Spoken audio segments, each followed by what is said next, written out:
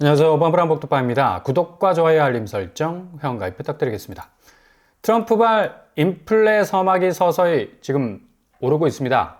어젯밤에 미 국채 금리가 급등을 했죠.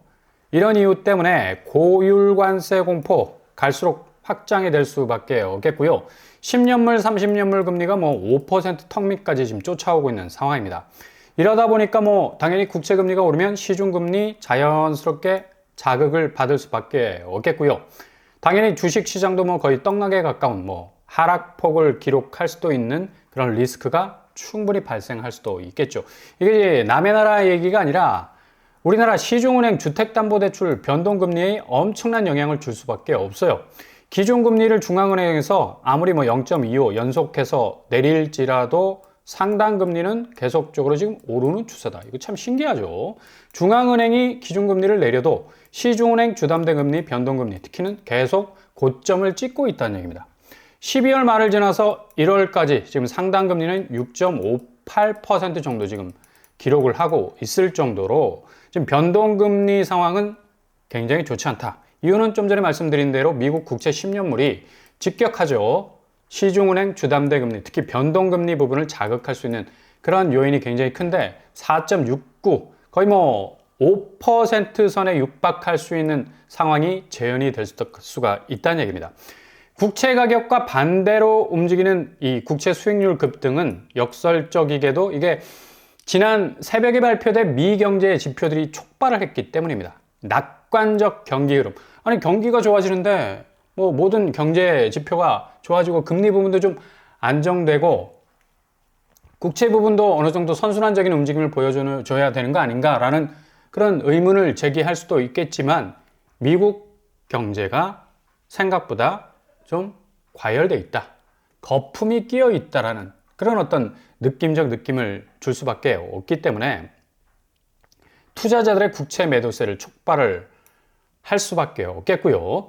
ISM이 공개한 서비스업 미국의 물가지수는 64.4%, 11월 58.2보다 크게 웃돌았죠. 그만큼 인플레이션, 지금 미국이 상당 부분 물가 부분에서 불안정할 가능성이 높다. 특히 1월 트럼프 행정부가 출범하면서 유동성 확대가 진행이 되기 때문에 물가 상승 압박은 필연적이다라는 그런 지표들이 계속적으로 쏟아지고 있습니다. 노동시장 흐름도 기대보다 양호한 것으로 보이고요. 이런 이유 때문에 지금 미 연준 위원들이 지난달 인플레, 트럼프 정책 불확실성을 우려해서 금리나 속도 조절에 나서겠다고 본격적으로 선언을 했었죠. 무엇보다도 이제 인플레 위험성을 가장 지금 우려하고 있는 건데 내년 금리나 전망, 그러니까 올해죠. 4회에서 2회로 점도표를 축소를 해버렸습니다. 당초에는 거의 5회 이상 점도표 상에는 2025년 기준금리 인하의 어떤 확장 범위를 넓혔었는데 대폭 축소한 것으로 보이고요. 이렇게 미 연준이 상당히 긴축적인 입장을 취하면서 파월 연준 의장 역시도 속도 조절을 하겠다라는 어떤 과감한 발언도 아끼지 않았고요. 인하 결정이 박빙일 정도로 연준 내에서도 상당 부분 금리를 인하할 거냐 말 거냐, 지금 인플레 상황으로 갈 수 있는 충분한 어떤 위험성이 있다라는 그런 어떤 의견이 지배적으로 많이 나오고 있다는 얘기죠. 그리고 비트코인 보유 허용 안 한다는 그런 폭탄 발언 때문에 12월 말에 비트코인 가격이 1억 3천까지 추락하는 그런 영향도 있었습니다. 과연 1월 달 트럼프와 미 연준 어떤 상호관계를 맞이하게 될 것인가, 이 전조현상으로 미 연준의 금융감독 부의장이 사의를 표명했습니다. 굉장히 상징하는 바가 큽니다. 트럼프 취임 직전에 사의를 표명을 했다는 얘기예요. 마이클 바 부의장인데 은행 자본 규제 강화를 주도한 긴축적인 어떤 정책 입장에서 거의 대표적인 사람이었는데 월가와 늘 이제 마찰을 빚어왔다는 얘기.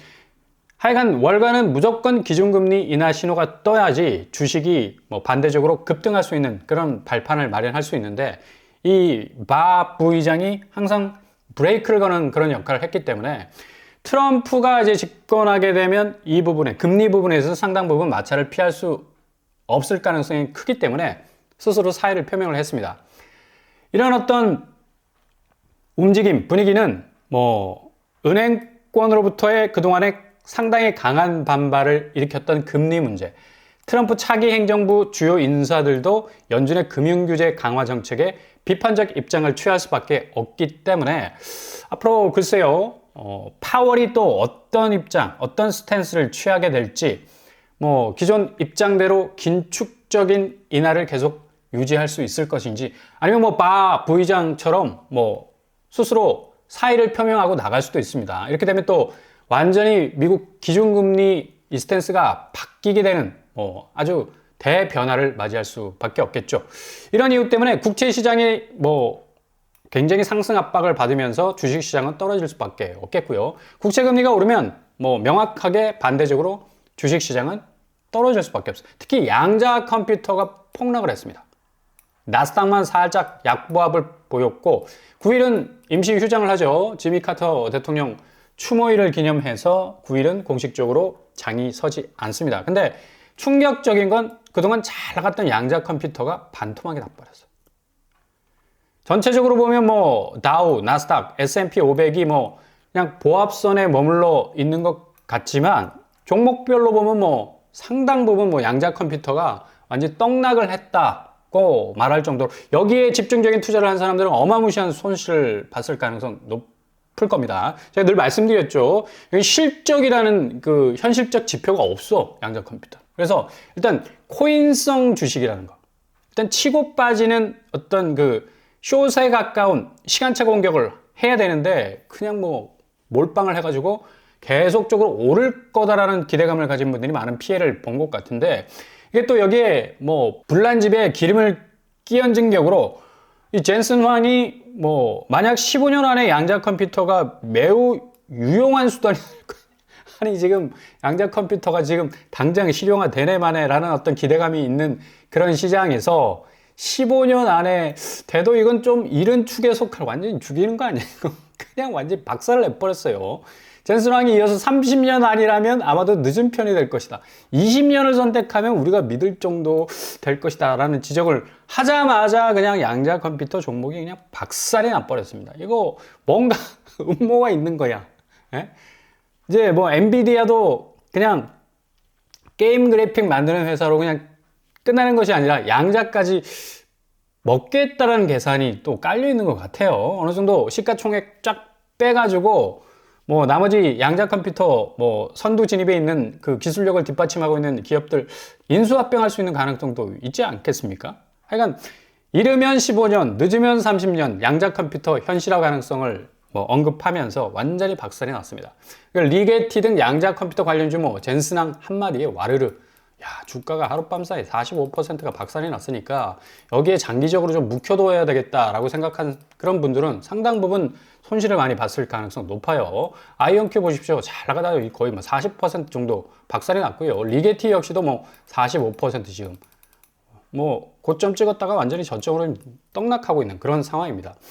이렇게 되다 보니까 양자 컴퓨터주는 그동안 뭐 상당한 기대를 받았어요. 근데 근거가 없잖아. 그러니까 매출에 대한 실질적인 지표가 없습니다. 그러니까 기저의 기초가 튼튼하지 못하기 때문에 붕괴될 수밖에 없는 거죠. 지금 한국 부동산도 마찬가지예요. 지금 어디 위에 서 있어요? 아파트가? 가계부채 위에 서 있다는 얘기죠. 모든 게 그냥 빚에서 시작해서 빚으로 끝날 정도로. 뭐 자산의 75%가 아파트에 묻혀 있다 하지만 이거 대부분 부채거든. 양자 컴퓨터가 하룻밤 사이에 반토막 나듯이 한국 부동산 역시도 지금까지 뭐 단단한 구조, 뭐 시스템을 가지고 있다 했지만 지금 금융시장 판도가 완전히 바뀌고 있는데, 영끌하지 말 걸 뒤늦은 후에 집주인들 결국 초비상, 결국 임의 경매가 13만 9천 건에 이를 정도로 11년 만에 최대를 찍고 있어요. 그 정도로 지금 아파트 가격이 완전히 붕괴할 조짐을 보이고 있다는 얘기입니다. 그러니까 주식만 반토막 나는 게 아닙니다. 이 아파트 시장도 지금 가계부채가 쫙 깔려 있기 때문에 한순간에 무너질 수 있는 그런 위험성을 충분히 갖고 있다는 얘기죠. 지금 현재 서울도 고분양가로 사라지는 로또 청약, 로또라는 말은 이제 완전히 없어져 버렸죠. 서울 미분양, 대형사도 지금 휘청거리고 있을 정도인데, 서울원 아이파크, 뭐 미달 계속 나오고 있고요. 서대문 센트럴 아이파크 역시 지금 8회 정도 연속적으로 무순위로 계속 쏟아져 나오고 있습니다. 이게 뭡니까? 악성 미분양, 수요가 없다는 얘기죠. 왜 수요가 없어요? 아파트 고점에 몰리면 그냥 인생 종친다라는 위기감이 계속적으로 지금 확장되고 있기 때문에 리게티 혹은 아이온큐가 하룻밤 사이에 반토막 나듯이 서울 아파트도 근거 없어, 근거. 자기 자산, 그러니까 자기 현금, 자기 탄을 가지고 산 사람이 거의 없고 대부분 7, 80% 빚으로 끌어다가 자산을 형성했기 때문에 지금 금융 판도가 바뀌는 과정 중에 완전히 와장창 부서질 수 있는 가능성 아주 높다. 그 어느 때보다도 2025년이 높다. 그래서 서울원 아이파크, 무수히 총약 물량 대폭 쏟아져 나오고 있고요. 그리고 서대문 센트럴 아이파크 역시도 계속적으로 19가구를 털질 못해서 무순위 청약이 계속해서 진행 중에 있습니다. 이 와중에 이편한 세상 송파 센트럴 아이파크가 8년 전 분양가로 나왔다고 하는데요. 지금 한 세대가 지금 나온다고 합니다. 분양가보다 5억이 더 싸다. 주변 시세보다 5억이 더 싸다라는 말을 하고 있는데 지금 거주 요건 서울특별시 거주자 재당첨 제한 10년 분양가 상한제 적용이 돼서 거주 의무 기간 3년 정도 해당이 됩니다. 이게 접수일이 1월 14일 그리고 당첨자 발표일이 1월 17일 정도에 해당이 되는데요. 이게 특별공급이라 하지만 자녀 2명만 있으면 이게 가능하기 때문에 굳이 특별공급이라 할 수가 없어요. 그 정도로 지금 자격 조건이 완화가 됐기 때문에 4인 가구 기준으로 해서 자녀가 2명 정도 되면 서울시에 사는 누구든지 신청을 할 수 있을 가능성이 있습니다. 특별히 공급 금액을 보면 9억 8천이네. 어마무시하게 지금 가격이 높죠. 84제곱. 근데 지금 84제곱 서울 분양가가 지금 15억에 달하니까 상당 부분 5억에서 6억 정도의 어떤 차이가 나는 8년 전 분양가인데도 9억 8천이면 당시 상당 부분 분양가가 굉장히 셌다는 걸 볼 수가 있겠죠. 이 편에서는 송파 센트럴파크 주변 시세를 보시면 자체 시세가 14억 8천 유지되고 있고요. 분양가가 9억 정도니까 5억 정도의 차이는 있네요. 마천역이 아주 가까운 위치에 자리 잡고 있고요. 전세가는 6억 정도 되니까 자기 자본 한 3억 정도를 가져와서 지원을 할 수도 있겠습니다. 근데 유의하실 점은 서류 접수가 1월 20일이라는 거 잘 파악을 해 놓으시면 되겠고요. 송파구가 지금 집값 자체가 지금 상당 부분 흔들리고 있죠. 2달 상간에 워낙에 거래량이 없어서 2달 상간에 거래 건수를 보면 5억 이상 떨어지는 곳도 있고 3억 이상 떨어지는 곳도 있고요. 거여동입니다. 거여동 2억 9천, 2억 8천씩 뚝뚝 지금 떨어지고 있는 상황에서 이거 잘못하면 8년 전 분양가도 안전치 못한 그런 상황에 처할 수가 있습니다. 송파구의 전체적인 집값 추이도 역시 잠실주공 5단지 6억 6천, 호반베르디움 더 퍼스트 5억 3천, 그리고 문정시형 2억 7천 정도 지금 하락 추세에 있다라는 것. 지금 부동산 시장이 상당 부분 심상치가 않기 때문에 분양가 9억 정도고 주변 시세 대비 약 5억 정도의 차익이 있다고 하지만 여기도 좀 신중하게 접근을 하셔야 된다는 얘기입니다. 물론 자기 탄알이 있다면 어느 정도 시도해 볼 수 있는 그런 곳이기도 하지만 앞으로의 어떤 강남 상구의 상급지도 집값 자체가 안전하지 못하다는 얘기. 결국 미국 금융시장 1월 좀 아주 비상한 움직임을 보이고 있기 때문에 기준금리가 빡빡하게 운영이 될 가능성보다는 조금 유연하게 가져갈 가능성 높습니다. 이렇게 되면 통화 가치가 더욱더 확대가 될 가능성 높고 인플레 위험성이 커지기 때문에 금리 부담은 국내에선 상당 부분 더 올라갈 수 있을 가능성 높다. 그래서 이렇게 신축 같은 경우 잘못해서 고점에 물려버리면 어느 정도 주변 시세와 차익이 있다고 하지만 이게 또 가격이 역행할 수 있을 가능성이 있기 때문에 상당 부분 조심하셔야 되겠습니다. 트럼프 트레이드가 다음 주부터 본격 가동이 된다면 엄청난 이 경제 지표의 변화 그리고 무역 변화가 올 수 있겠고요. 부동산 시장도 상당 부분 더욱더 큰 한파를 맞을 가능성 높습니다. 이 편한 세상 송파 센트럴파크 분양가에서 5억이 빠진다고 얘기하고 있지만 송파 전체의 집값이 하방 압력을 받고 있어서 전체적인 송파 집값 발작이 하향세로 급락 조짐을 보이고 있기 때문에 이거 5억 정도 더 싼 거 아니야? 하고 무턱대고 진입하셨다가는 아주 큰 코 다칠 수도 있는 그런 어떤 위험성이 분명히 있다라는 거. 그러나 여기 8년 전 분양가라는 사실은 좀 한번 메모를 한번 해볼 만한 가치는 있겠고요. 아무튼 조심조심 한 발 한 발 접근해야 할 시기인 것만은 분명해 보입니다.